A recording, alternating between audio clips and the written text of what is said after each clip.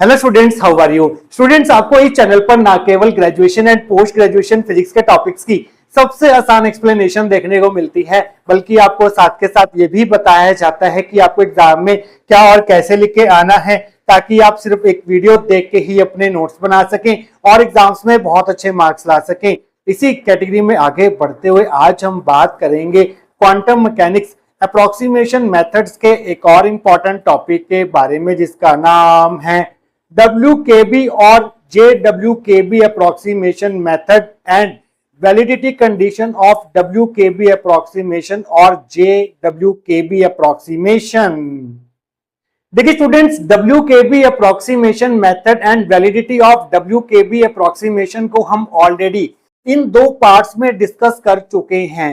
देखिए स्टूडेंट्स, जो हमने यहाँ पर डिस्कस किया था पार्ट 1 एंड पार्ट 2 में, नो डाउट वो मेथड जो है वो आपको इजी वे में कराया गया था, बट वो काफी लेंथी मेथड था WKB अप्रोक्सीमेशन को समझने का। पार्ट 1 हमारा 40 मिनट्स का था और पार्ट 2 हमारा 30 मिनट्स का था, तो कुल मिलाकर 1 आवर 10 मिनट्स के ये दोनों पार्ट्स थे। नो डाउट ये काफी इजी मेथड था, बट ये काफी लेंथी था। आज आपको WKB मेथड को एक अलग तरह से समझाया जाएगा। यहाँ पर डेरिवेशन जो है वो इन दोनों पार्ट से यहाँ पर डिफरेंट रहने वाली है, बट रिजल्ट जो है वो सेम रहेंगे। आप एग्जाम में चाहें तो आज वाला टॉपिक कर सकते हैं अगर आपको WKB approximation method and validity condition of WKB approximation method पूछा जाता है तो, या फिर ये दोनों पार्ट्स कर सकते हैं। दोनों में ही आपको फुल मार्क्स मिलने वाले हैं। ये आपकी चॉइस रहेगी कि आप आज वाला लेक्चर लिखते हैं WKB अप्रोक्सीमेशन टॉपिक में, या ये वाला लेक्चर्स जो हैं वो लिख के आते हैं एग्जाम में। It is up to your choice. आज जो हम WKB अप्रोक्सीमेशन मेथड पढ़ेंगे, इस टॉपिक की लेंथ जो है वो इन दोनों पार्ट्स के कंपैरिजन में ऑब्वियसली कम रहने वाली है। तो स्टूडेंट्स, बात करते हैं कि आखिरकार WKB अप्रोक्सीमेशन मेथड क्या है। इससे पहले हम दो अप्रोक्सीमेशन मेथड पढ़ चुके हैं क्वांटम मैकेनिक्स में। पहले हमने पढ़ा था पर्टर्बेशन थ्योरी, जिसमें हमने time independent and time dependent perturbation theory को पूरी डिटेल में डिस्कस किया था। जो दूसरा अप्रोक्सीमेशन मेथड हमने स्टडी किया था वो था variational principle and variational method. उस टॉपिक को भी हमने डिस्कस किया था अलोंग विद इट्स एप्लीकेशंस। जो आज हम पढ़ेंगे वो है हमारे पास third approximation method in quantum mechanics, जिसे हम बोलते हैं WKB अप्रोक्सीमेशन मेथड। तो स्टूडेंट्स, ये मेथड किस काम में लाया जाता है क्वांटम मैकेनिक्स में? ये क्वांटम मैकेनिक्स में एक टेक्निक है जिसकी हेल्प से आप one dimensional time independent Schrodinger wave equation का अप्रोक्सीमेट सोल्यूशन जो है वो बहुत इजीली फाइंड कर सकते हैं।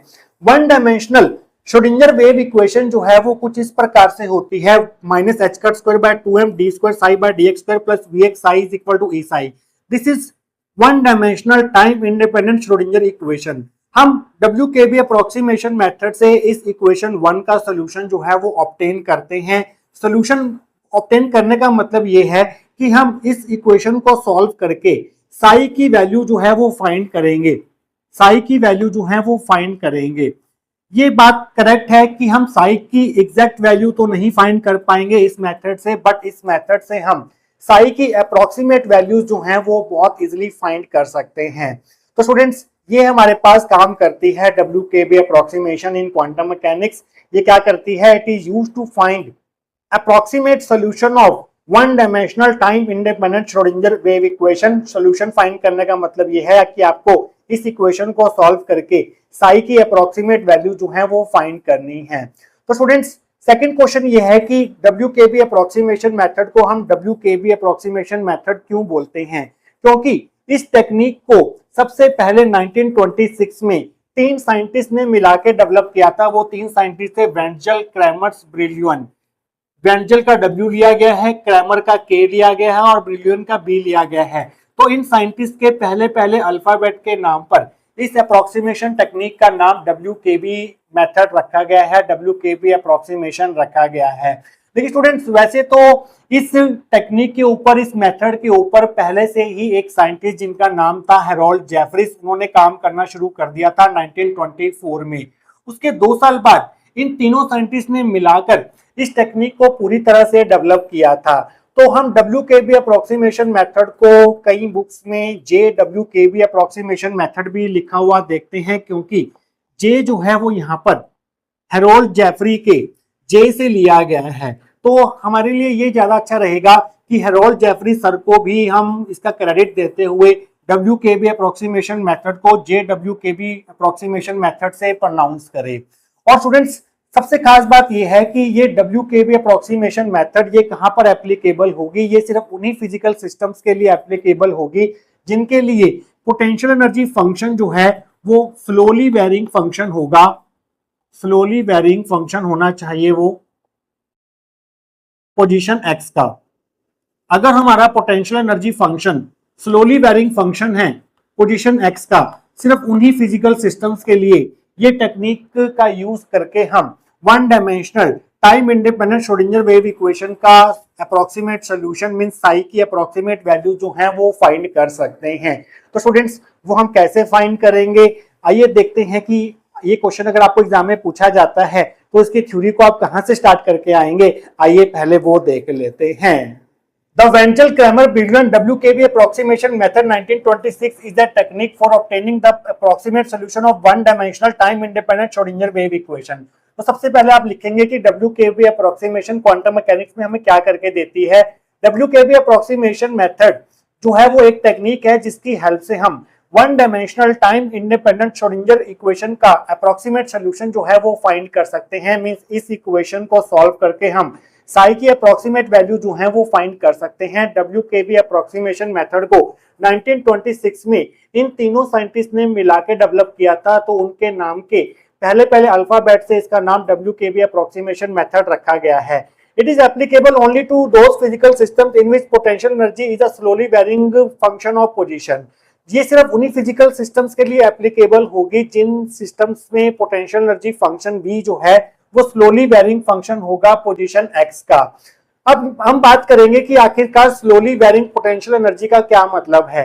अ slowly varying potential means the variation of potential energy function Vx with position x slightly over several de Broglie wavelength as shown in figure 1। जो यहाँ पर पोटेंशियल एनर्जी फंक्शन को हम बोल रहे हैं कि वो स्लोली वेरिंग फंक्शन है पोजीशन x का, वो किसके रिस्पेक्ट में स्लोली वेरी करेगा potential energy function with position x, ये आपको बताना होगा। देखिए स्टूडेंट्स क्वांटम मैकेनिक्स में हर एक मूविंग पार्टिकल के साथ एक वेव एसोसिएटेड होती है जिसे हम बोलते हैं मैटर वेव या फिर डी ब्रोगली वेव, जिसे हम कुछ इस तरह से रिप्रेजेंट कर सकते हैं। तो ये जो हमने डायग्राम बनाया है ये है मूविंग पार्टिकल के साथ एसोसिएटेड मैटर वेव जिसे हम डी ब्रोगली वेव बोलते हैं, और डी ब्रोगली वेव के वेव फंक्शन को हमने साई एक्स लिया है और यहाँ पर हमने एक्स लिया है। दो कॉन्जिक्यूटिव क्रस्ट के बीच के डिस्टेंस को हम लैम्डा बोलते हैं, तो ये जो डिस्टेंस होगा वो लैम्डा होगा। इन दो क्रस्ट के बीच का भी डिस्टेंस लैम्डा होगा और इन दो क्रस्ट के बीच का भी डिस्टेंस लैम्डा होगा। और यहाँ पर हमने पोटेंशियल एनर्जी फंक्शन का ग्राफ प्लॉट किया है विद एक्स। तो आप देख सकते हैं कि जो पोटेंशियल एनर्जी फंक्शन है Vx वो x के साथ बहुत स्लोली वेरी कर रहा है, और ये जो स्लो वेरिएशन है पोटेंशियल एनर्जी फंक्शन का विद x वो हमने किसके कंपैरिजन में लिया है, इस डी ब्रोगली वेवलेंथ के कंपैरिजन में लिया है। यहाँ पर तीन वेवलेंथ जो है वो गुजर चुकी हैं, तीन डी ब्रोगली वेवलेंथ गुजर चुकी हैं, और इसमें जो वेरिएशन है Vx में वो बहुत कम है। मींस जो Vx में वेरिएशन होगा x के रिस्पेक्ट में वो डी ब्रोगली वेवलेंथ के कंपैरिजन में बहुत कम होगा। बहुत सारी सेवरल डी ब्रोगली वेवलेंथ के कंपैरिजन में बहुत कम होगा। जैसे कि यहाँ पर तीन डी ब्रोगली वेवलेंथ जो हैं वो पास हो गई हैं, और Vx में जो वेरिएशन है x के रिस्पेक्ट में वो बहुत स्लोली है इन डी ब्रोगली वेवलेंथ के कंपैरिजन में। इस चीज का आपने ध्यान रखना है। यहाँ पर आप तीन वेवलेंथ भी ले सकते हैं, चार भी ले सकते हैं, पांच भी ले सकते हैं, सेवरल वेवलेंथ लेनी है, तीन या तीन से ज्यादा आप यहाँ पर शो करेंगे वेवलेंथ इस डायग्राम में। तो ये डायग्राम क्या शो कर रहा है, ये शो कर रहा है slowly varying 1D potential energy function. और ये जो लाइन है E ये पार्टिकल की एनर्जी की ओर रिप्रेजेंट कर रही है जो कि कांस्टेंट एनर्जी है। अगर हमारे पास पार्टिकल की एनर्जी इस पोटेंशियल एनर्जी से ज्यादा हुई, if E is greater than Vx, तो यहाँ पर आप देख सकते हैं कि यहाँ पर E जो है वो Vx से ज्यादा है, क्योंकि E वाली लाइन ऊपर है और Vx वाली कर्व जो है वो नीचे है। तो उस केस में जो डिफरेंस होगा वो E माइनस Vx को रिप्रेजेंट करेगा। इस चीज का आपने यहाँ पर ध्यान देना है। डायग्राम में आपको ये भी दिखाना पड़ेगा कि जो डिफरेंस है वो E माइनस Vx को रिप्रेजेंट कर रहा है, क्योंकि यहाँ पर E जो है वो Vx से बड़ा है। तो एक तो डायग्राम आपको एग्जाम में ये बनाना है। तो यहाँ पर आपको बताया गया है इस डायग्राम की हेल्प से कि क्वांटम मैकेनिक्स में WKB अप्रोक्सीमेशन मेथड में जो स्लोली वेरिंग पोटेंशियल है उसका क्या मतलब है, और वो स्लो वेरिएशन जो है वो किसके रिस्पेक्ट में है, वो सेवरल डी ब्रोगली वेवलेंथ के रिस्पेक्ट में है। This approximation method was first put forward by Harold Jeffreys in 1924, so it is superior to say this method as JWKB method। इस अप्रोक्सीमेशन टेक्निक के ऊपर पहले से ही 1924 में हेरोल्ड जेफरी सर ने काम करना शुरू कर दिया था, तो उनको सम्मान देते हुए WKB अप्रोक्सीमेशन मेथड को हम कई बुक्स में JWKB अप्रोक्सीमेशन मेथड भी लिखा हुआ देखते हैं। जे जो है वो हेरोल्ड जेफरी के जे से लिया गया है। Consider a particle of mass m moving through a region where potential energy Vx is slowly varying with position x। तो अब हम क्या करेंगे, एक पार्टिकल कंसिडर करेंगे जिसका मास m है और वो एक ऐसे रीजन में मूव कर रहा है जहां पर पोटेंशियल एनर्जी फंक्शन जो है वो x के साथ स्लोली वेरी कर रहा है। मान लीजिए ये हमारा Vx है और ये हमारा x है, और ये हमारे पास Vx का वेरिएशन है x के रिस्पेक्ट में। तो आप देख सकते हैं कि Vx जो है वो x के साथ बहुत स्लोली वेरी कर रहा है, और ये स्ट्रेट लाइन है वो पार्टिकल की कांस्टेंट एनर्जी E को रिप्रेजेंट कर रही है। तो स्टूडेंट्स यहाँ पर आपको तीन रीजन जो हैं वो फॉर्म होते हुए दिखाई देंगे। पहला रीजन हमारे पास ये होगा, ये हमारा फर्स्ट रीजन है, ये हमारा सेकंड रीजन है, और ये हमारा है थर्ड रीजन। तीनों रीजन की अगर हम बात करें, पहले रीजन में जो हमारा एनर्जी है पार्टिकल की वो लाइन जो है वो नीचे है, पोटेंशियल एनर्जी Vx जो है वो ऊपर है। तो इस केस में रीजन 1 में E जो है वो लेस देन V होगा। सेकंड रीजन में ये Vx वाली कर्व नीचे है, E वाली लाइन ऊपर है, तो यहाँ पर E जो है वो ग्रेटर देन V है। और यहाँ पर इस थर्ड रीजन में Vx वाली लाइन ऊपर है और E वाली लाइन नीचे है, तो यहाँ पर हमारे पास E जो है वो लेस देन V है। और जिन पॉइंट्स पर E और V आपस में बराबर हैं वो पॉइंट्स कौन से होंगे, जहां पर ये दोनों कर्व्स आपस में इंटरसेक्ट करेंगी। ये वाली कर्व इस स्ट्रेट लाइन के साथ कहां पर इंटरसेक्ट कर रही है, इस A पॉइंट पर इंटरसेक्ट कर रही है और इस B पॉइंट पर इंटरसेक्ट कर रही है। तो इन A और B पॉइंट्स को हम बोलते हैं टर्निंग पॉइंट्स। टर्निंग पॉइंट्स जहां पर हमारे पास E और V जो हैं वो आपस में बराबर होंगे। तो एक डायग्राम आपको एग्जाम में ये बनाना है, एक डायग्राम आपको ये बनाना है एग्जाम में। The 1D time independent Schrodinger equation for such physical system is written as। तो ऐसे फिजिकल सिस्टम के लिए जो one dimensional time independent Schrodinger equation होगी वो कुछ इस प्रकार से होगी, जहां पर E जो है वो टोटल एनर्जी ऑफ पार्टिकल को रिप्रेजेंट कर रहा है। ये हमारी फर्स्ट इक्वेशन होगी। अब हमें इस इक्वेशन का सोल्यूशन फाइंड करना है WKB अप्रोक्सीमेशन मेथड की हेल्प से। तो यहाँ पर आप लिखेंगे to obtain approximate solution of equation 1 using WKB approximation method we will consider following two cases. तो इसका सोल्यूशन फाइंड करने के लिए हमें दो केसेस डिस्कस करने पड़ेंगे, क्योंकि हमारे पास यहाँ पर डायग्राम में दो केसेस बन रहे हैं। पहला केस हमारे पास है E ग्रेटर देन V। अगर हमारे पास पार्टिकल की एनर्जी V से ज्यादा हुई तो पार्टिकल जो है वो इस बाउंड्री को क्रॉस कर कर यहाँ पर पहुंच जाएगा, रीजन 2 में पहुंच जाएगा, और पार्टिकल के यहाँ पर होने की प्रोबेबिलिटी हमें फाइंड करनी होगी। इसी तरह से अगर पार्टिकल की एनर्जी V से कम है, जैसे कि फर्स्ट और थर्ड रीजन में है, तो उस केस में इस इक्वेशन का सोल्यूशन क्या होगा, मींस उस केस में साई की क्या वैल्यूज होंगी वो हमें फाइंड करनी होगी। तो हमें E ग्रेटर देन V के लिए भी इस इक्वेशन को सॉल्व करना है और E लेस देन V के लिए भी हमें इस इक्वेशन को सॉल्व करना है। E ग्रेटर देन V वाले रीजन को हम, अगर E पार्टिकल की एनर्जी पोटेंशियल एनर्जी Vx से ज्यादा है, सिस्टम के पोटेंशियल एनर्जी फंक्शन से ज्यादा है, तो पार्टिकल क्लासिकली जो है वो इस रीजन को पेनिट्रेट कर कर सेकेंड रीजन में एंटर कर जाएगा। तो इन दोनों पॉइंट्स के बीच के रीजन को हम बोलते हैं क्लासिकली अलाउड। यहां पर लिख देते हैं, ये जो हमारा रीजन नंबर 2 है, रीजन नंबर 2 जो है वो हमारा क्लासिकली अलाउड रीजन है, क्लासिकली अलाउड रीजन, क्योंकि यहां पर E जो है वो ग्रेटर देन Vx है। इसी तरह से E और फर्स्ट और ये जो थर्ड रीजन है हमारे पास, इनको हम बोलते हैं क्लासिकली फॉरबिडन रीजन, क्योंकि अगर पार्टिकल की एनर्जी V से कम है तो पार्टिकल जो है फर्स्ट और थर्ड रीजन में नहीं पाया जाएगा। ये हमें क्लासिकल मैकेनिक्स कहती है, तो इसे हम बोलते हैं क्लासिकली फॉरबिडन रीजन। अगर सेकेंड रीजन में पार्टिकल को पाया जाना है तो उसकी एनर्जी जो है वो V से ज्यादा होनी चाहिए। तो सेकेंड रीजन को हम बोलेंगे क्लासिकली अलाउड रीजन, क्योंकि वहां पर E ग्रेटर देन Vx है। और फर्स्ट और थर्ड रीजन को हम बोलेंगे क्लासिकली फॉरबिडन रीजन, क्योंकि यहां पर ई जो है वो लेस देन वी एक्स है। तो दोनों केसेस के लिए हमें इस इक्वेशन का अप्रोक्सीमेट सोल्यूशन फाइंड करना है WKB अप्रोक्सीमेशन मेथड की हेल्प से। तो केस वन होगा हमारे पास जब ई ग्रेटर देन वी एक्स होगा, जिसे हम क्लासिकली अलाउड रीजन बोलेंगे, जो कि होगा रीजन नंबर 2। केस वन होगा, केस टू होगा हमारे पास जब ई लेस देन वी एक्स होगा, जिसे हम क्लासिकली फॉरबिडन रीजन बोलेंगे, जो कि है रीजन 1 एंड 3। तो पहले हम केस वन की बात करते हैं, जब ई जो है वो ग्रेटर देन वी एक्स होगा, मींस क्लासिकली अलाउड रीजन।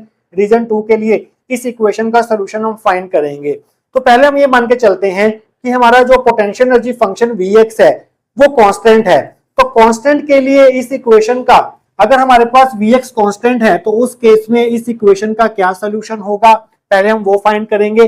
फिर उस सोल्यूशन को देखकर हम क्या करेंगे, हम उस इक्वेशन के लिए सोल्यूशन फाइंड करेंगे जब हमारे पास Vx स्लोली वेरी कर रहा होगा विद पोजीशन x। तो पहले हमें कांस्टेंट पोटेंशियल के लिए इस इक्वेशन का सोल्यूशन लिखना होगा, क्योंकि वो जरूरी है हमारे लिए लिखना। तो हम मान लेते हैं कि हमारा Vx जो है वो V नॉट है, जो कि कांस्टेंट है, ये हमारी सेकंड इक्वेशन होगी।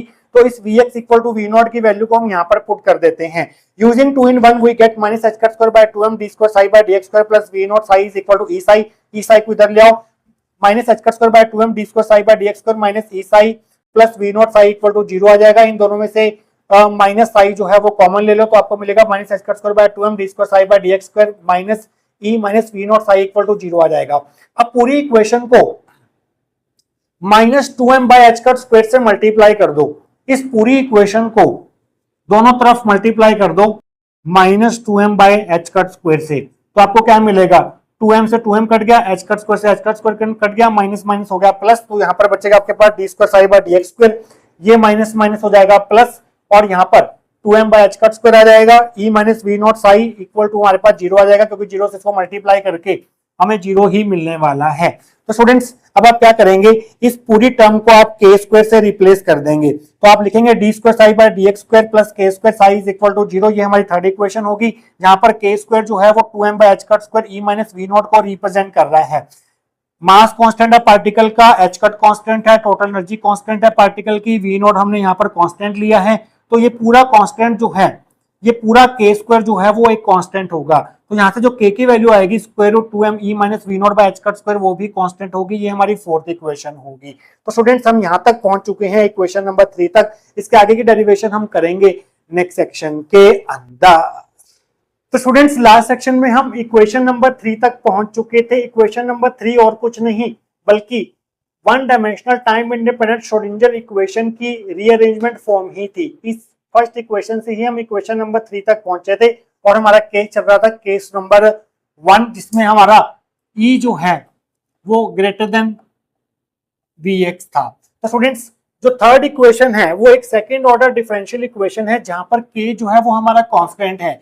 इस प्रकार की जो डिफरेंशियल इक्वेशन होती है उसका जो सोल्यूशन होगा, एक तो वो हमें साई की वैल्यू देगा, और उसका एक जो सोल्यूशन होगा जनरल सोल्यूशन, उसको हम कुछ इस तरह से लिख सकते हैं, the general solution of equation 3 can be written as. इस प्रकार की सेकेंड ऑर्डर डिफरेंशियल इक्वेशन जो कि जहां पर k जो है वो कांस्टेंट है, इसका सोल्यूशन जो है वो कुछ इस प्रकार से होता है, psi is equal to e की power plus minus iota kx। ये हमारी फिफ्थ इक्वेशन होगी, जहां पर k जो है वो इसके बराबर था 2m by h cut square e minus V not के बराबर था, ऊपर स्क्वायर रूट भी था, और ये हमारे पास कांस्टेंट के बराबर था, और इसे हमने पीछे इक्वेशन नंबर 4 नाम दिया था। तो स्टूडेंट्स ये तो हमारे पास फर्स्ट इक्वेशन का या फिर आप कह लो थर्ड इक्वेशन का सोल्यूशन है। कब, जब हमारा Vx जो है वो कांस्टेंट लिया था, जब हमने V नॉट के बराबर। बट हमारे क्वेश्चन में जो WKB अप्रोक्सीमेशन है वहां पर Vx जो है वो स्लोली वेरिंग फंक्शन होता है पोजीशन x का। तो हम क्या मान के चलेंगे कि हमारा जो पोटेंशियल है Vx वो स्लोली वेरिंग फंक्शन है x का। तो उस केस में फर्स्ट इक्वेशन का या फिर थर्ड इक्वेशन का सोल्यूशन क्या होगा, उसको लिखने के लिए हमें इक्वेशन नंबर 5 की जरूरत पड़ेगी, इसलिए हम इक्वेशन नंबर 5 तक पहले पहुंचे हैं। तो आप यहाँ पर लिखेंगे now let Vx is varying slowly with position x and is not constant also is greater than Vx।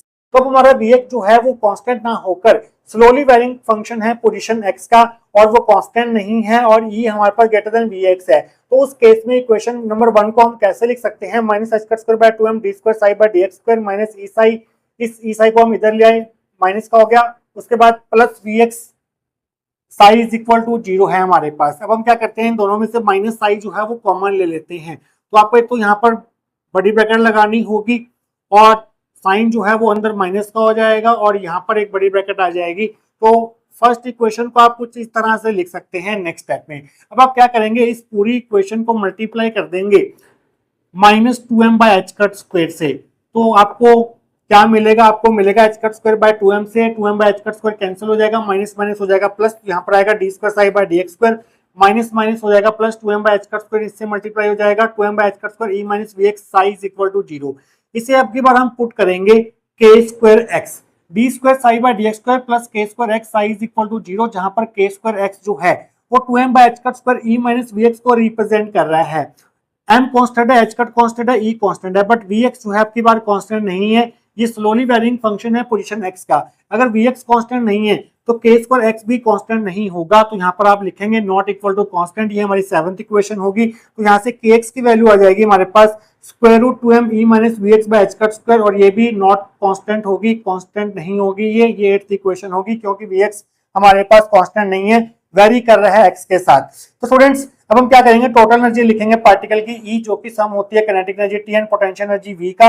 Kinetic energy को हम लिख सकते हैं p² bye 2m, potential energy हमारे पास Vx है, तो हम क्या करते हैं यहाँ से Vx को इधर ले आते हैं, तो ये बनेगा p² bye 2m e minus Vx। इस 2m को आप ऊपर ले जाओ तो इसको आप ऐसे भी लिख सकते हो p² is equal to 2m multiply e minus Vx। तो p² की हमारे पास ये वैल्यू आ गई, जिससे हमने 9th इक्वेशन दे दिया। तो इस 2m e माइनस Vx की जगह पर यहाँ पर हम p² लिख सकते हैं। तो हम क्या करेंगे, 9th इक्वेशन को यूज करेंगे 7th इक्वेशन में। तो आप लिखेंगे using 9 and 7 we get k²x। इस 2m e माइनस Vx की जगह पर हम p² पुट कर देंगे, यहाँ पर इसकी जगह पर p² आ गया और नीचे हमारे पास h² है, ये 10th इक्वेशन होगी। इस k²x इक्वल टू p² बाय h² को हम यूज करेंगे यहाँ पर 6th इक्वेशन में। तो आपका नेक्स्ट स्टेप होगा using 10 and 6 we get d² psi by dx²। यहाँ पर इस k²x की जगह पर आ जाएगा p² बाय h² psi is equal to 0, ये हमारी 11th इक्वेशन होगी। तो स्टूडेंट्स यहाँ पर p जो है वो x का फंक्शन है, क्योंकि पार्टिकल का जो मोशन है वो 1 डायमेंशनल मोशन है, तो यहाँ पर मोमेंटम जो है वो x कोऑर्डिनेट का फंक्शन होगा। एक्चुअली ये इक्वेशन जो है वो एक्चुअली ऐसे है, d² psi by dx² plus p² function of x by h² psi is equal to 0। ये इक्वेशन ऐसे है, ये अंडरस्टूड है कि p जो है वो x का फंक्शन है। अब इस प्रकार की सेकंड ऑर्डर डिफरेंशियल इक्वेशन का सॉल्यूशन क्या होगा, उसको हम कैसे लिखेंगे। जब हमारे पास यहाँ पर vx कांस्टेंट था तो उस केस में ये सॉल्यूशन आ रहा था। अब की बार vx जो है वो x के साथ वेरी कर रहा है, तो इस केस में जो हमारी फर्स्ट इक्वेशन होगी, जिसको हमने रीअरेंज करके कुछ 11th इक्वेशन की फॉर्म में लिखा है, उसका सॉल्यूशन हम कैसे लिखेंगे, ध्यान से देखिएगा। यहाँ पर आप लिखेंगे the solution of equation 11 can be written by looking at equation 5 in a following manner. 5th equation को देखते हुए ही हम इस 11th इक्वेशन का सॉल्यूशन लिखेंगे। यहाँ पर जो हमारे पास पहले यहाँ पर k कांस्टेंट था, k² हमारे पास कांस्टेंट था, तो सॉल्यूशन ये है। यहाँ पर आपकी बात p² बाय h² है और p जो है वो x का फंक्शन है, तो इस केस में सॉल्यूशन क्या होगा वो ध्यान से देखेंगे हम। साई इज इक्वल टू, यहाँ पर हमने जो सॉल्यूशन लिखा था वो यहाँ पर हमारे पास e की power plus minus iota kx के साथ यहाँ पर एक कांस्टेंट a भी लगाना था आपको। यहाँ पर एक कांस्टेंट a लगाना मत भूलिएगा, यहाँ पर a भी आएगा, ये करेक्शन कर लीजिएगा क्वेश्चन नंबर 5 में। तो यहाँ पर इस कांस्टेंट a की जगह पर एक ऐसा फंक्शन आएगा जो x के साथ स्लोली वेरी कर रहा होगा। यहाँ पर a था, यहाँ पर ax आएगा, और यहाँ पर x e की पावर में था, यहाँ भी e की पावर में आएगा। यहाँ पर प्लस माइनस आइटा था, यहाँ पर आपको सिर्फ आइटा लिखना है। यहाँ पर k इंटू एक्स था, k जहां पर कांस्टेंट था, बट अब की बार हमारा ये जो फंक्शन है ये x का फंक्शन है। p² बाय h² तो कांस्टेंट हो गया, बट ये p² जो है वो x का फंक्शन है। तो इस केस में हमें ऊपर kx ना लिखकर एक x का फंक्शन लिखना होगा, जो कि हम लेंगे 5x।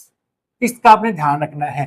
तो हमने 11th इक्वेशन का सॉल्यूशन जो है वो 5th इक्वेशन को देखते हुए ही लिखा है। a की जगह पर हमने ax लिख दिया है, e हमने ऐसे ही रखा है, प्लस माइनस आइटा की जगह पर आइटा लिखा है, और इस kx की जगह पर एक एक्स डिपेंडेंट फंक्शन लिखा है जो कि फाई एक्स है। देखिए स्टूडेंट्स, आप बोल रहे होंगे कि यहाँ पर प्लस माइनस क्यों नहीं आया। जब आप डेरिवेशन करेंगे, इस साई की फाइनल वैल्यू निकालेंगे, तब अपने आप प्लस माइनस आ जाएगा। तो यहाँ पर आपको प्लस माइनस लेके नहीं चलना है, अपने आप ऑटोमेटिक आंसर में प्लस माइनस आपको देखने को मिलेगा। अब हमने क्या करना है स्टूडेंट्स, इस ax की वैल्यू फाइंड करनी है और इस फाई एक्स की वैल्यू फाइंड करनी है, और वो वैल्यूज फाइंड करके आपको यहाँ पर पुट कर देना है, तो आपको साई मिल जाएगा केस नंबर 1 के लिए, जब हमारा ई जो है वो ग्रेटर देन वी एक्स है। क्लासिकली अलाउड रीजन के लिए आपको साई की वैल्यू मिल जाएगी। तो स्टूडेंट्स, इसे हम दे देते हैं इक्वेशन नंबर 12, और 12 इक्वेशन को हम सिंप्लीफाइड फॉर्म में ऐसे लिख सकते हैं, psi is equal to A into E iota phi. ये अंडरस्टूड रहेगा, ए और फाई जो है वो एक्स के फंक्शन है। बट स्टूडेंट्स, एक बात का आपने ध्यान रखना है, ए एक्स का फंक्शन तो है बट वो एक्स के साथ स्लोली वेरी कर रहा है। ये जंक्शन हमें यहाँ पर लेके चलनी है, तब हम साई की अप्रोक्सीमेट वैल्यू जो है वो फाइंड कर सकते हैं। तो आप यहाँ पर लिखेंगे where a x is slowly varying function of x. A x का slowly varying function of x होने का क्या मतलब है कि जो हमारे पास ए का डबल डेरिवेटिव होगा एक्स के रिस्पेक्ट में, जिसको हम ऐसे भी लिख सकते हैं D square A by D X square, या फिर इसको आप ऐसे लिख सकते हैं A double dash. A double dash का मतलब double derivative of A with respect to X, ये हमारे पास 0 होगा। अगर हमारे पास A X slowly varying function है एक्स का, तो ए का जो डबल डेरिवेटिव होगा एक्स के रिस्पेक्ट में वो 0 होगा। इसे हम देंगे 14th इक्वेशन। ये हमारी 13th इक्वेशन थी, इसका हम आगे यूज करेंगे 14th इक्वेशन का। इस चीज का आपने ध्यान रखना है। तो स्टूडेंट्स, क्योंकि psi equal to A in E power iota phi इस 11th इक्वेशन का सोल्यूशन है, तो ये सोल्यूशन जो है वो इस इक्वेशन 11 को सेटिस्फाई करना चाहिए। मींस अगर हम यहाँ से d2 psi by dx square की वैल्यू निकाल के यहाँ पर पुट करें और साई की ये वाली वैल्यू पुट करें, तो आपको 0 मिलना चाहिए। तो हम क्या करेंगे, 13th इक्वेशन से d2 psi by dx square की वैल्यू निकालने की कोशिश करेंगे। पहले आपको d साई बाय dx निकालना होगा यहाँ से। तो a psi is equal to a e की पावर आटा psi is the solution of equation 11, so it must satisfy equation 11। तो यहाँ से d psi by dx की वैल्यू निकालते हैं, इसका डेरिवेटिव करेंगे। a और phi जो है वो x के फंक्शन है, इस चीज का हमें ध्यान रखना है। तो पहले हम u टू v रूल लगाएंगे, ये हमारा फर्स्ट फंक्शन है, ये हमारा सेकंड फंक्शन है। पहले हम a का डेरिवेटिव करते हैं x के रिस्पेक्ट में, जिसे हम a डैश से लिखेंगे। e की पावर आटा phi हमारे पास ऐसे रहेगा, प्लस अब के बाद हम a को ऐसे रहने देंगे। e की पावर आटा phi का डेरिवेटिव करेंगे x के रिस्पेक्ट में, जो कि होगा a की पावर आटा phi, फिर ऊपर वाली पावर का होगा आटा कांस्टेंट है, फाई का डेरिवेटिव हो जाएगा फाई डैश। तो यहाँ से e की पावर आटा फाई, e की पावर आटा फाई कॉमन ले लो, तो आपको मिलेगा D psi by dx is equal to a dash plus iota a phi dash e iota phi. अब हमें इसका एक और बार डेरिवेटिव करना है x के रिस्पेक्ट में दोनों तरफ, तो आपको मिलेगा d2 psi by dx square is equal to a dash का a डैश का एक और बार डेरिवेटिव करेंगे x के रिस्पेक्ट में, तो वो हो जाएगा a डबल डैश प्लस। अब यहाँ पर अगेन हमें u टू v रूल लगाना पड़ेगा, ये भी x का फंक्शन है और ये भी x का फंक्शन है। तो पहले हम a का करते हैं डेरिवेटिव, तो आपको मिलेगा आइटा, a का डेरिवेटिव हो जाएगा x के रिस्पेक्ट में a डैश फाई डैश ऐसे ही रहेगा, प्लस आइटा ऐसे ही रहेगा। अब की बार हमारे पास जो a है वो हमारे पास ऐसे ही रहेगा। तो स्टूडेंट्स, अब की बार हमें a को ऐसे ही रखना है, तो a के ऊपर डैश नहीं लगाएंगे, आप a को ऐसे ही रखेंगे। फाई डैश का एक और बार डेरिवेटिव करेंगे x के रिस्पेक्ट में, तो उसे हम फाई डबल डैश से डिनोट करेंगे।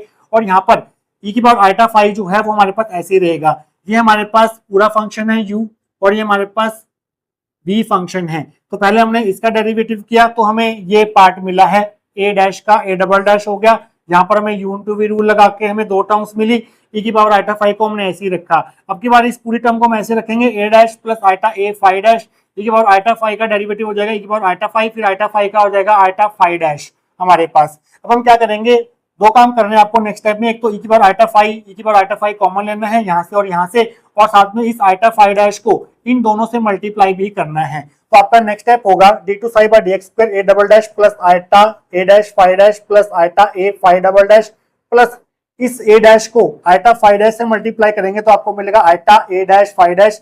इसको इससे मल्टीप्लाई करेंगे तो आपको मिलेगा eta into eta eta square, a साथ में phi dash into phi dash हो जाएगा फाई डैश का स्क्वायर, और साथ में है e की पावर आइटा फाई कॉमन हमने यहाँ से निकाल लिया दोनों में से।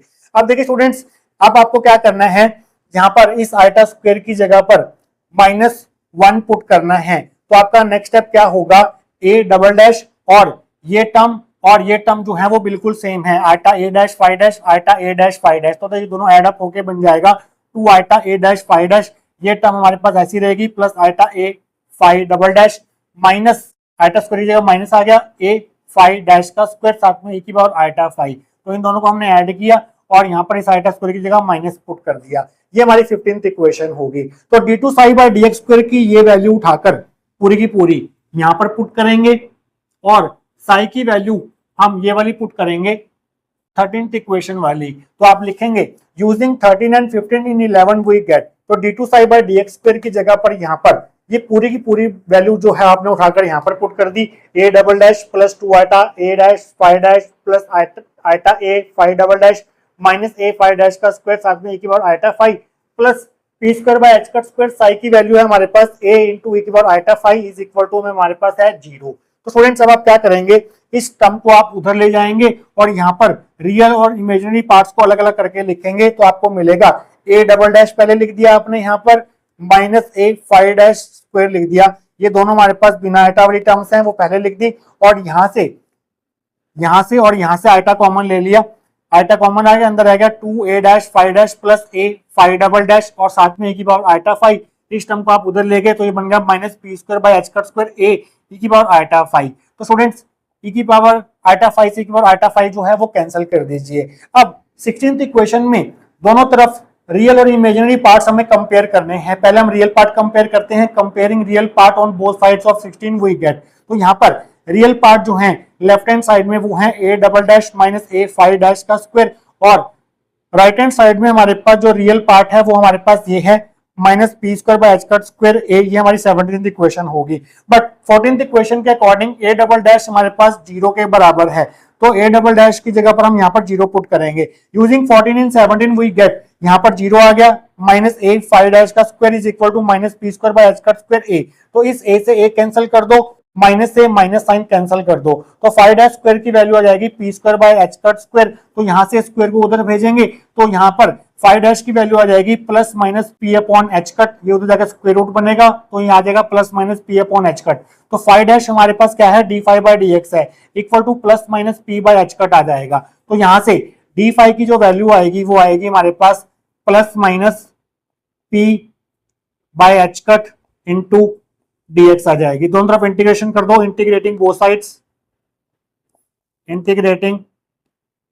साइड्स। तो ये बनेगा आपके पास integration d phi is equal to plus minus p upon H cut बाहर ले लो और यहां पर आ जाएगा p आप बाहर नहीं ले सकते क्योंकि p जो है वो x का फंक्शन है। 1 अपॉन एच कट को आप बाहर ले सकते हो। तो यहां पर हमारे पास आएगा p dx आ जाएगा। इसको और अच्छे से लिख देते हैं। डी फाइव का इंटीग्रेशन हो जाएगा हमारे पास phi is equal to plus minus 1 upon H cut. p जो है वो x का फंक्शन है तो इसे हम प्रॉपर लिखेंगे px dx। तो इस फाइव की वैल्यू हमारे पास आ चुकी है। फाइव जो है एक्चुअली वो x का फंक्शन ही है क्योंकि हमने यहाँ पर लिखा हुआ है फाइव जो है वो x का फंक्शन है। तो 5x की वैल्यू हमारे पास आ चुकी है। इसे हम दे देते हैं इक्वेशन नंबर 18। तो रियल पार्ट को कंपेयर करके हमारे पास 5x की वैल्यू आ चुकी है। अब हम क्या करेंगे 16th इक्वेशन के दोनों तरफ इमेजिनरी पार्ट्स को कंपेयर करेंगे। तो स्टूडेंट्स इमेजिनरी पार्ट्स को कंपेयर करके हमें इस a की वैल्यू मिलेगी। फिर उस a और इस 5x की वैल्यूज को उठाकर हम यहाँ पर पुट कर देंगे तो फाई का फाइनल एक्सप्रेशन हमें मिल जाएगा केस 1 के लिए। फिर उसके बाद हम केस 2 को डिस्कस करेंगे नेक्स्ट सेक्शन के अंदर। तो स्टूडेंट्स पिछले सेक्शन में हमने 16th इक्वेशन के दोनों तरफ रियल पार्ट्स को कंपेयर करके 5x की वैल्यू फाइंड कर ली थी। 18th इक्वेशन में अब हम क्या करेंगे 16th इक्वेशन के दोनों तरफ इमेजिनरी पार्ट्स को कंपेयर करेंगे। तो आप लिखेंगे comparing imaginary parts on both sides of equation 16 we get. Left hand side में इमेजिनरी पार्ट है हमारे पास 2a dash five dash plus a five double dash. तो ये आ गया हमारे पास और राइट हैंड साइड में कोई भी इमेजिनरी पार्ट नहीं है तो वहां पर इक्वल टू में 0 आ जाएगा। अब देखिए स्टूडेंट्स इन दोनों टर्म्स को हम कैसे लिख सकते हैं। इसको हम ऐसे लिख सकते हैं ए स्क्वायर फाइव डैश का डैश ए स्क्वायर फाइव डैश का डेरिवेटिव अगर आप करेंगे तो आपको यही टर्म मिलेंगी, यही दो टर्म्स मिलेंगी। एक बार चेक कर लेते हैं मिलती है कि नहीं मिलती है। अगर ए स्क्वायर फाइव डैश का डेरिवेटिव किया जाए ए स्क्वायर फाइव डैश का अगर हम डेरिवेटिव करते हैं तो आपको क्या मिलेगा। ये हमारे पास फर्स्ट फंक्शन है, ये हमारे पास है सेकेंड फंक्शन। तो यहाँ पर इस यू टू वी रूल लगाएं। ए स्क्वायर का डेरिवेटिव क्या होगा 2a फिर a का करेंगे a डैश हो जाएगा फिर फाइव डैश हमारे पास ऐसे ही रहेगा सेकंड फंक्शन, प्लस अब की बार हम फर्स्ट फंक्शन को ऐसे ही रखेंगे और सेकंड फंक्शन फाइव डैश का डेरिवेटिव करेंगे जो कि हो जाएगा फाइव डबल डैश। अगर हम यहाँ से कॉमन ले लें a तो आपको मिलेगा 2 a dash five dash plus a five double dash equal to में हमारे पास यहाँ पर जीरो है। अब देखिए स्टूडेंट्स, या तो ये टर्म जीरो होगी या ये टर्म जीरो होगी। ये टर्म तो जीरो हो नहीं सकती, ए जीरो हो नहीं सकता, क्योंकि ए जो है वो एम्पलीट्यूड है वेव फंक्शन का, वो जीरो हो नहीं सकता। मींस ये term 2a dash five dash plus a five double dash को जीरो होना पड़ेगा, 2a dash five dash plus a double five double dash को जीरो होना पड़ेगा। तो जब आप इस इक्वेशन को सॉल्व करते हैं तो आपको यही इक्वेशन जो है वो देखने को मिलेगी।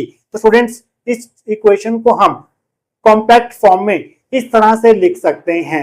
तो स्टूडेंट्स, अब हम क्या करते हैं, अब हमें यहाँ से इस डेरिवेटिव को हटाना है ऊपर वाले। तो डेरिवेटिव को हम दोनों तरफ इंटीग्रेशन करके हटा सकते हैं। तो दोनों तरफ अगर हम इंटीग्रेशन करें तो हमें क्या मिलेगा, integrating both sides we get, तो यहाँ से डेरिवेटिव हट जाएगा, सिंपल फंक्शन हमारे पास आ जाएगा a square phi dash equal to में हमारे पास कांस्टेंट ऑफ इंटीग्रेशन आ जाएगा। अपनी कन्वीनियंस के लिए हम कांस्टेंट ऑफ इंटीग्रेशन को ले लेते हैं सी स्क्वायर। तो यहाँ पर हमारे पास ए स्क्वायर की वैल्यू आ जाएगी c square by phi dash.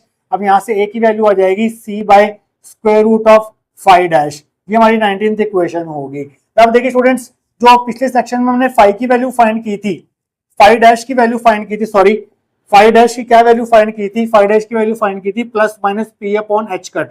इसको हम यहाँ पर यूज करेंगे। अब फाइव डैश हमारे पास दो हैं, एक प्लस का पी बाय एच कट है, एक माइनस का पी बाय एच कट है। हम कौन से साइन के साथ यहाँ पर पुट करेंगे, हम प्लस के साइन के साथ यहाँ पर पुट करेंगे, क्योंकि ए जो है वो एम्पलीट्यूड है वेव फंक्शन का, जो कभी नेगेटिव नहीं हो सकता है। तो हम five dash equal to plus P by H cut को यहाँ पर पुट करेंगे 19th इक्वेशन में। तो आपको मिलेगा a is equal to C by square root P by H cut, क्योंकि एम्पलीट्यूड ax जो है वो हमेशा पॉजिटिव होगा। इस एच कट के स्क्वायर रूट को आप ऊपर भेज दीजिए, तो ये बनेगा a is equal to C square root H cut by root P. तो c into root H cut एक कॉन्स्टेंट है जिसे हम d मान लेते हैं। तो यहाँ पर a जो है वो x का फंक्शन है, तो a को हम लिख देते हैं ax is equal to d, और नीचे हमारे पास p जो है वो x का फंक्शन है, तो ये स्क्वायर रूट px आ जाएगा, जहां पर d जो है वो c into root H cut को रिप्रेजेंट कर रहा है, जो कि एक कांस्टेंट है। तो इस ax की वैल्यू को और इस 5x की वैल्यू को हम यहाँ पर पुट कर देते हैं 12th इक्वेशन में। तो आप लिखेंगे using 18 and 20 and 12 we get psi is equal to ax की वैल्यू हमारे पास आई है d बाय स्क्वायर रूट px, और यहाँ पर हमारे पास e की पावर आइटा है, और साथ में 5x की वैल्यू क्या है, 5 की वैल्यू है plus minus 1 upon H cut. तो ये बन जाएगा plus minus eta upon H cut, eta ये वाला और plus minus 1 upon H cut ये वाला, और साथ में है इंटीग्रेशन px dx। तो स्टूडेंट्स देखिए यहाँ पर हमारे पास प्लस माइनस अपने आप ऑटोमेटिकली आ गया है। तो स्टूडेंट्स ये हमारे पास होगा approximate solution of this one dimensional time independent Schrodinger wave equation using WKB approximation for E greater than Vx, means for classically allowed region, means for region number 2। तो students अब बात करते हैं केस नंबर 2 की, जब हमारे पास E less than Vx होगा, जिसे हम classically forbidden region means region 1 and 3 की बात करते हैं। तो इसके सॉल्यूशंस को हम ठीक वैसे ही लिख सकते हैं जैसे हमने केस 1 के सॉल्यूशंस लिखे हैं। यहाँ पर केस 2 के लिए आपको पूरी डेरिवेशन करने की जरूरत नहीं है, जितनी डेरिवेशन आपको करनी थी वो आपने कर ली है। केस 1 के रिजल्ट्स को देख के ही आप केस 2 के रिजल्ट्स को डायरेक्ट लिखेंगे एग्जाम में। Proceeding in a similar way as in case 1 E greater than Vx, we can write following solution of equation 1 using WKB approximation method। तो इस इक्वेशन 1 का अगर आपको सोल्यूशन लिखना है इस केस के लिए, तो वो हम फर्स्ट केस के रिजल्ट्स को देख के ही लिखेंगे। पहला केस हमारे पास क्या था, केस 1 में जब हमने Vx को V0 लिया था, मींस कांस्टेंट लिया था, तो उस केस में इक्वेशन 1 का सॉल्यूशन क्या आया था, केस 1 में वो आया था e की पावर a इंटू e की power plus minus iota kx।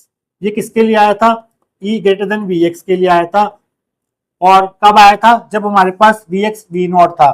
But case 2 के लिए हमारे पास Vx इक्वल टू V0 के लिए जो हमारे पास सॉल्यूशन होगा वो आपको कैसे लिखना है, वो आपको ऐसे लिखना है साइज इक्वल टू a तो आएगा ही आएगा, e की पावर भी आएगी, प्लस माइनस भी आएगा, बस यहाँ पर आइटा है और यहाँ पर आपको आइटा नहीं लेना है। जब e लेस देन Vx होगा तो उस केस में आपको यहाँ पर आइटा नहीं लेना है, इस सॉल्यूशन के केस में। तो ये हमारे पास होगी इक्वेशन नंबर 22। तो जब हमारे पास Vx equal to V nought होगा तो इक्वेशन 1 का जो सॉल्यूशन होगा इस केस के लिए वो हमारे पास ये होगा, जहां पर k हमारे पास क्या बनेगा, इस केस में k हमारे पास बनेगा 2m V nought minus E by H cut square, जबकि यहां पर k हमारे पास क्या था, यहां पर हमारे पास k था 2m by H cut square E minus V nought था, क्योंकि वहां पर ई बड़ा था, यहां पर पोटेंशियल बड़ा है तो वी नॉट पहले आएगा। तो स्टूडेंट्स इसी तरह से जब हमारे पास Vx स्लोली वेरिंग फंक्शन होगा x का, तो इस केस के लिए इक्वेशन 1 का सोल्यूशन क्या होगा, E ग्रेटर देन Vx के लिए हमारे पास ये सोल्यूशन आया है, E लेस देन Vx के लिए क्या सोल्यूशन होगा वो हम इसको देख के लिखेंगे। जब Vx स्लोली वेरिंग फंक्शन होगा x का तो वो सोल्यूशन होगा हमारे पास psi x is equal to d आएगा, नीचे यहां पर स्क्वायर रूट px था, बट अब की बार यहां पर square root mod of px आपको लिखना होगा। मॉड क्यों लिखा हमने, क्योंकि अगर आपको याद हो तो px हमारे पास क्या था, p हमारे पास p स्क्वायर हमारे पास क्या निकल के आया था 2m e माइनस bx निकल के आया था, और p स्क्वायर अगर ये है तो p क्या हो जाएगा, ये हो जाएगा। बट अब की बार हमारे पास Vx जो है वो E से बड़ा है, तो इस केस में P जो है वो इमेजिनरी बन जाएगा, जिसके लिए हमें यहाँ पर P के लिए मॉड का साइन यूज करना होगा केस नंबर 2 के लिए। तो यहाँ पर हमने सिंपली Px लिखा था क्योंकि उस केस में Px रियल था, क्योंकि E बड़ा था Vx से, बट केस 2 के लिए Vx जो है वो E से बड़ा है, तो उस केस में P जो है वो इमेजिनरी हो जाएगा, और उसके लिए हमें यहाँ पर मॉड का साइन यूज करना होगा। और यहाँ पर हमारे पास E की पावर में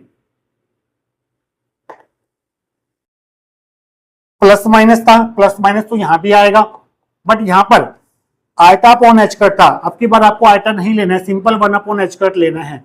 और इंटीग्रेशन में यहां पर px था, यहां पर अब की बार आपको मॉड px लेना है। अगेन रीजन वही है कि जो आपका मोमेंटम है यहाँ पर वो इमेजिनरी है, क्योंकि Vx जो है वो E से बड़ा है, और साथ में dx आ जाएगा। तो जब हमारे पास पोटेंशियल स्लोली वेरिंग फंक्शन होगा x का, तो उस केस में E लेस देन Vx के लिए इस 1D time independent Schrodinger equation का जो सोल्यूशन होगा वो ये होगा, यहाँ पर मॉड px है तो मॉड लगाना पड़ेगा आपको। तो स्टूडेंट्स ये आपका हमारे पास केस 1 एंड केस 2 जो है वो खत्म हो गए हैं। आइए बात करते हैं validity condition of WKB approximation की। तो आप हेडिंग ना लीजिए, validity condition of WKB approximation. आपको स्टार्टिंग में बताया था कि WKB अप्रोक्सीमेशन मेथड सिर्फ वहीं एप्लीकेबल होगा जहां पर हमारे पास फिजिकल सिस्टम्स की पोटेंशियल एनर्जी फंक्शन जो है वो स्लोली वेरिंग फंक्शन है x का।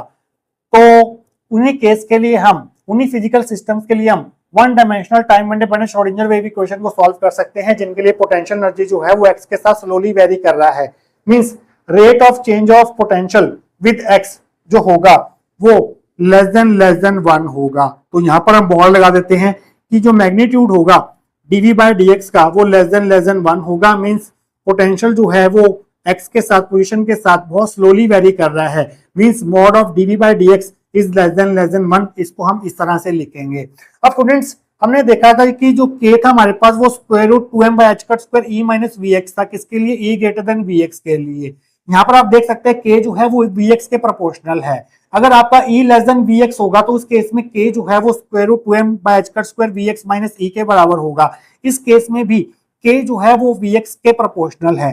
तो इन दोनों केसेस में k जो है वो vx के प्रोपोर्शनल है। vx मींस पोटेंशियल के, और k जो है वो खुद x का फंक्शन है। तो हम क्या कर सकते हैं, अगर vx x के साथ स्लोली वेरी कर रहा है तो kx भी x के साथ स्लोली वेरी करेगा। तो हम dv बाय dx की जगह पर dk बाय dx लिख सकते हैं। v अगर x के साथ स्लोली वेरी कर रहा है तो k भी x के साथ स्लोली वेरी करेगा। तो इस कंडीशन को हम ऐसे लिख सकते हैं, mod of dk by dx is less than 1, क्योंकि k जो है वो vx के प्रोपोर्शनल है इन दोनों केसेस के लिए। तो स्टूडेंट्स ये हमारी 24th इक्वेशन होगी। बट k जो है वो 2 पाई बाय लैम्डा के बराबर होता है। तो दोनों तरफ हम x के रिस्पेक्ट में डेरिवेटिव करें तो आपको मिलेगा dk by dx is equal to minus 2/λ², 1/λ² का डेरिवेटिव हो जाएगा -1/λ² इंटू dλ/dx, 2 पाई कांस्टेंट है। तो इस dk/dx की ये वैल्यू को उठाकर अगर हम यहाँ पर पुट करें यूजिंग 25 and 24, तो आपको क्या मिलेगा, mod of -2π/λ² dλ/dx is less than 1, 2 pi constant है उसे हटा दो, माइनस का मॉड जो है वो प्लस हो जाएगा, तो सिंपली इसको हम ऐसे लिख सकते हैं mod of 1/λ² dλ/dx less than 1, तो यहाँ से एक लैम्डा को उधर भेज दो तो ये बन जाएगा mod of 1/λ dλ/dx is less than lambda. ये हमारी 26th इक्वेशन होगी। तो WKB अप्रोक्सीमेशन की वैलिडिटी कंडीशन जो होगी लैम्डा की टर्म्स में वो ये होगी। इस तरह से भी आप लिख सकते हैं इस कंडीशन को। अगर आपको मोमेंटम की टर्म्स में इस कंडीशन को लिखना है तो वो हम कैसे लिखेंगे वो हम देखेंगे नेक्स्ट सेक्शन के अंदर। तो स्टूडेंट्स लास्ट सेक्शन में हमने वैलिडिटी कंडीशन को लैम्डा की टर्म्स में एक्सप्रेस कर दिया था इस फॉर्म में, चाहे आप इस फॉर्म में कर दो। अब हम क्या करेंगे, इस वैलिडिटी कंडीशन को मोमेंटम की टर्म्स में लिखेंगे। According to de Broglie hypothesis, जो वेवलेंथ होती है पार्टिकल के साथ एसोसिएटेड, डी ब्रोगली वेवलेंथ वो होती है h/p के बराबर। दोनों तरफ x के रिस्पेक्ट में डेरिवेटिव करेंगे तो आपको मिलेगा dλ/dx is equal to h constant है 1/p का डेरिवेटिव हो जाएगा -1/p², साथ में p का डेरिवेटिव हो जाएगा dp/dx, h हमारे पास ऐसे ही रहेगा। हम क्या करते हैं, इस p² को हम ऐसे लिखते हैं p इंटू p, तो इसको हम ऐसे लिख देते हैं माइनस का 1/p अलग लिख दिया, h/p अलग लिख दिया, dp/dx आ जाएगा। इस h/p की जगह पर हम अगेन लैम्डा पुट कर देंगे क्योंकि h/p जो है वो लैम्डा के बराबर है, तो ये बनेगा dλ/dx is equal to minus h/p की जगह लैम्डा आ गया, नीचे वाला p ऐसे ही रहेगा, dp/dx आ जाएगा। अब हम स्टूडेंट्स क्या करते हैं, दोनों तरफ 1/λ से मल्टीप्लाई कर देते हैं, तो ये बन गया 1/λ dλ/dx इज इक्वल टू 1/λ से इसको मल्टीप्लाई करेंगे तो ये बनेगा 1/λ माइनस λ/p dp/dx, लैम्डा से लैम्डा कैंसिल, तो 1/λ dλ/dx की वैल्यू आ जाएगी -1/p dp/dx। तो इस वैल्यू को 1/λ dλ/dx की वैल्यू हमने निकाल ली है, ये वाली। इसको 27 इक्वेशन से उठाकर 26 में डाल देते हैं, तो आप लिखेंगे using 27 in 26 we get modulus of, value है हमारे पास -1/p dp/dx is less than lambda, तो माइनस का मॉडुलस 1 प्लस हो जाएगा, तो ये बनेगा modulus of 1/p dp/dx is less than lambda. तो आप वैलिडिटी कंडीशन को इस तरह से भी लिख सकते हैं एग्जाम में। तो ये हमारे पास होगी 28th इक्वेशन। तो वैलिडिटी कंडीशन को बहुत सारी टर्म्स में हम रिप्रेजेंट कर सकते हैं। अगर आपको पोटेंशियल की टर्म्स में रिप्रेजेंट करना है तो वो हमारे पास ये कंडीशन है। अगर आपको के की टर्म्स में रिप्रेजेंट करना है तो वैलिडिटी कंडीशन हमारे पास ये होगी। अगर आपको लैम्डा के टर्म्स में एक्सप्रेस करना है तो ये कंडीशन होगी हमारे पास। अगर आपको मोमेंटम की टर्म्स में एक्सप्रेस करना है तो 28th इक्वेशन के टर्म्स में आप एक्सप्रेस कर सकते हैं। तो स्टूडेंट्स ये था हमारे पास WKB approximation method in quantum mechanics. I hope आपको आज का टॉपिक जो है वो अच्छे से क्लियर हुआ होगा। मिलेंगे किसी और important topic related to quantum mechanics के साथ। Till then take care.